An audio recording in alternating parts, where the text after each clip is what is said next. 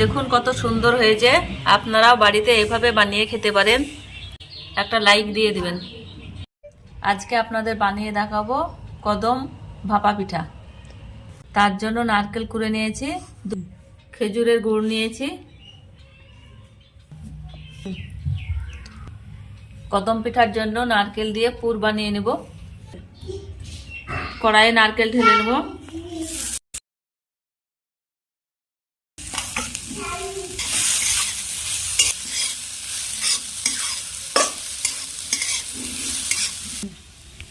গুড় দিয়ে দেব।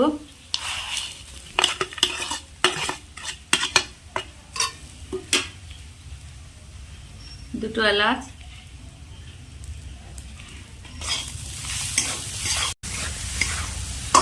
ভালোভাবে জাল করে নেব।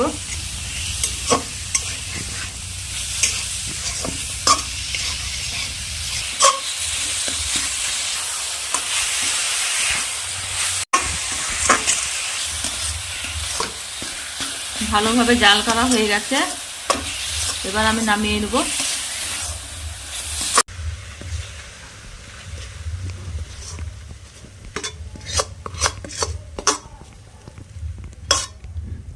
পুরটা ঠান্ডা করে নেব। কদম পিঠার জন্য খামির তৈরি করে নেব। তার জন্য 1 মগ জল নিলাম,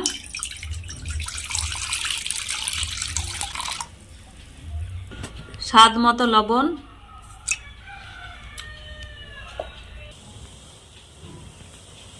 জল ফুটে উঠেছে, আতপ চালের গুঁড়ি দিয়ে দেব 2 বাটি।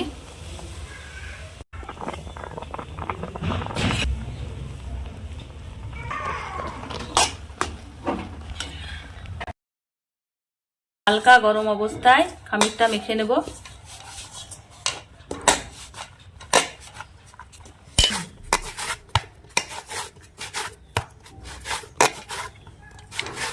আতপ চালের ডোটা মাখা হয়ে গেছে, কত সুন্দর হয়েছে দেখুন। এবার ভাঁড় তৈরি করে নেব।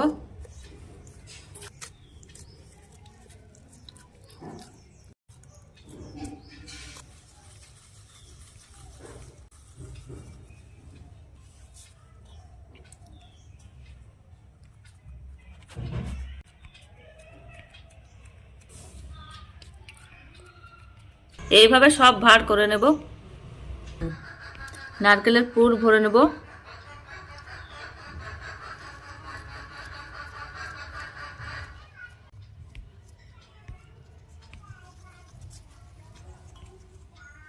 আর পুর ভরা হয়ে গেছে। 1 ঘন্টা আগে চাল ভিজিয়ে রেখেছিলাম, চালটা ছেঁকে নিয়েছি। এর মধ্যে গড়িয়ে নেব।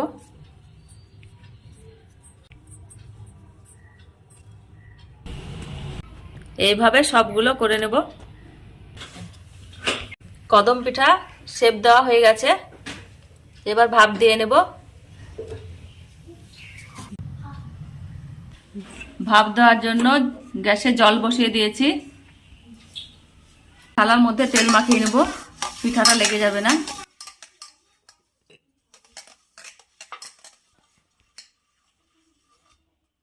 বসিয়ে নিলাম।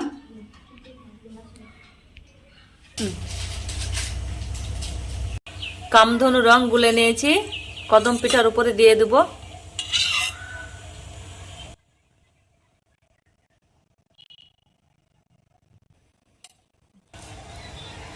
কামধনু রং দেওয়া হয়ে গেছে, আপনারা না চাইলে না দিতে পারেন। এবার ভাপ দিয়ে নেব।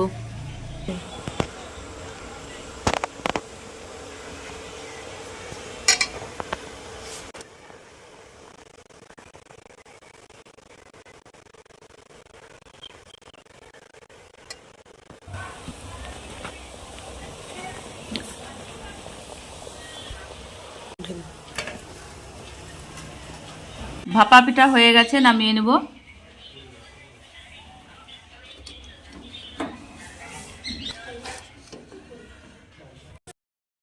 দেখুন কত সুন্দর হয়েছে। আপনারাও বাড়িতে এভাবে বানিয়ে খেতে পারেন। ভালো লাগলে সাবস্ক্রাইব করে পাশে থাকবেন।